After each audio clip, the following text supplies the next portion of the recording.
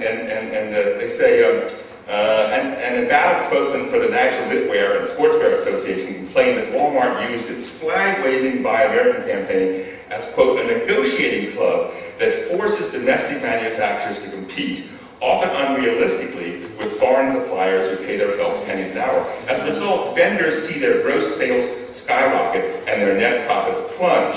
Indeed, a packaged good vendor told Discount Store News that Walmart's highly proactive approach to product development may unintentionally be making American business less competitive, because Walmart now sets the parameters of product development. Companies like his are no longer manufacturers. Instead, they're becoming sources who produce only the products that Walmart has decided it wants to sell, which in turn make R&D and the introduction of new products redundant and unprofitable. And so the Buy American campaign was actually a testing ground and a school for Walmart figuring out how to get stuff cheaply from China. My famous best example is a company called Ferris Fashions in Brinkley, Arkansas, which Bill Clinton himself had made a big push to get Walmart to buy plaid shirts from it. You've seen the plaid shirts because when Lamar Alexander ran for president, he always wore one of these shirts. It was entirely a creature of Walmart by the time the production was going. And when union workers tried to unionize in 1990, the head of the firm, Ferris Burroughs, said, "You guys unionize, Sam will just pull the contract, tomorrow morning, and we'll turn this place into a chicken coop." And so, Ferris Fashions went on producing shirts for Walmart for about 15 years. It shut down because it's derelict. But you could not call it an independent company. I mean, it was a creature of Walmart. It was the kind of contract manufacturing which we talked about earlier.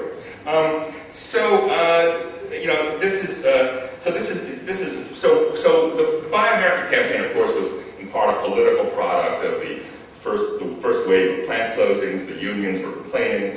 Bill Clinton was complaining. But by the end of the 90s, that was over. And so by 2002, Walmart moved its main procurement center to Shenzhen. I want to say one thing. Walmart is very sensitive about moving to China, and it's set up in the early 19... What's it funny? You're very Walmart, in the early 1990s, Walmart set up something called... it knew it was going to go to China in a big way. This is even in the middle of the Buy American campaign. And so, but Tiananmen Square had just taken place. And there was still a certain amount of, especially amongst, Southerners in this, anti-communism. So Walton set up something called the Pacific Resources Export Limited, PREL. And he put his tennis buddy, James Billingsley, as head of it. Now, this guy didn't know anything about foreign trade, but that didn't matter. The point was, Billingsley was a confidant of Walton, and the key thing that PREL was going to do was to keep Walmart a little bit separated from the sourcing in China. A, because politics and communism. B, even more important, when a factory burns down, when some egregious things happens in China, Walmart wouldn't be able to say, "Oh, it's PREL's problem. They're our buying agent. We don't have anything to do with it." It's that effort, on the one hand, to have a supply chain which is absolutely ironclad, but also to have a little bit of distance, legal distance, public relations distance. PREL existed for about 10 years. By the end of the 90s, it was the world's largest buying mechanism. Billingsley was a good buddy of Walton and did defend him, and there were fires and there were egregious things that happened in China. In fact, the company, like other companies, PREL wasn't a perfect buffer, so in 1993, when NBC News had a big expose of Walmart sourcing in Bangkok, this big fire in Bangladesh, they did set up their first, CSR, corporate responsibility sort of system, which is there along with many of the other companies of that sort. One thing I want to get to is, and then so then by the end of the 90s though, and early this century, when with WTO being China being part of that, they moved their whole procurement center to Shenzhen. It's now their world procurement center. Have about 500 people working there in Shenzhen. And now, of course, you know that Walmart sources about 80% many of its products from China. Now, why is it, here's the question that I sort of want to give, why is it that Walmart, that retailers, and Walmart in particular, seem to be worse than branded, than the Nikes or people or Starbucks or companies that have a clear brand? Why is that the case? And I think that there are three reasons for that. Let me see where three reasons for that.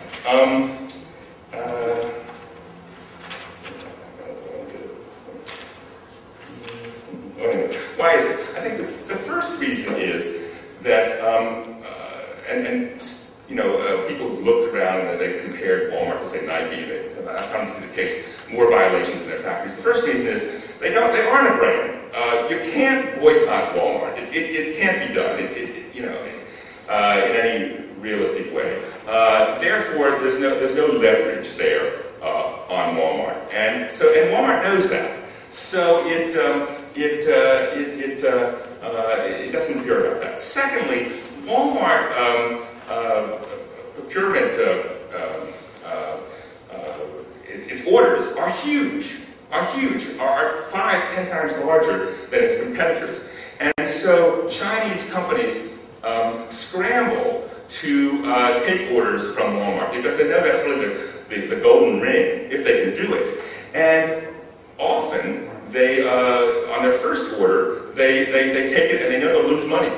They know they'll lose money in the first order, but that's to get it, and then they think they'll make it up later on. And as Scott Nova was saying earlier, that there may be a problem, there may be a glitch, there may be things that have to squeeze the workers. But it's enormously important to get that first order.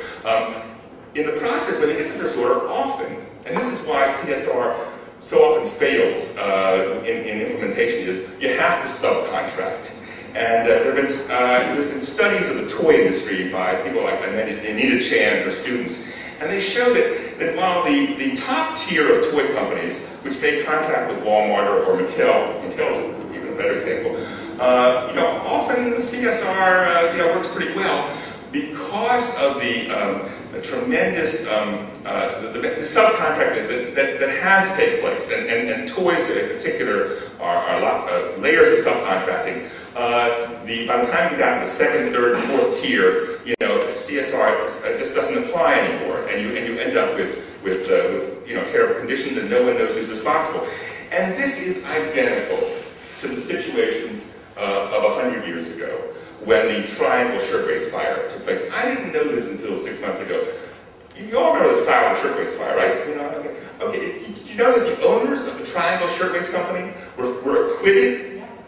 Were acquitted. They were not because the jury was corrupt or the judge was bad. They were acquitted because they could not establish the legal responsibility down the supply chain. And that's exactly the same thing that happens in China with big companies.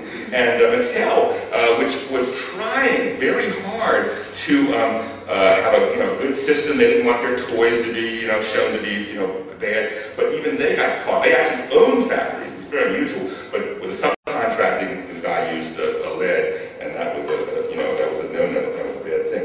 I do want to go to finish here. You can see I have a lot of stuff here. I'll send it to you on email if you want it. I want to get to the very end. What's the future? What's going to happen in the future? In South China, we have the world's greatest migration of workers in history. 100 million or maybe 200 million have moved from the inland areas to the South China. It's a phenomenon. It's also an area of enormous unrest. It's an area of, estimate 100,000 demonstrations a year in China. There's a labor shortage, actually there, and there's price levels are going up, so it's kind of an explosive situation. Because of the connection between whenever all of the Western companies, Wal-Mart